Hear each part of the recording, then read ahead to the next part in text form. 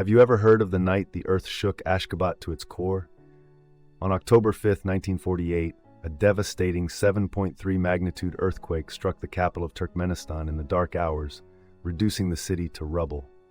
Thousands of homes vanished as the ground trembled, causing an estimated 110,000 fatalities, leaving the nation in heartbreak. Yet amidst overwhelming despair, stories of miraculous rescues and unwavering courage emerged, showcasing the resilience of human spirit. This disaster led to substantial changes in seismic building practices, making a lasting impact on urban planning and safety. Though lesser known, the Ashgabat earthquake's catastrophic scale and the resilience it fostered remain a profound tale in seismic history.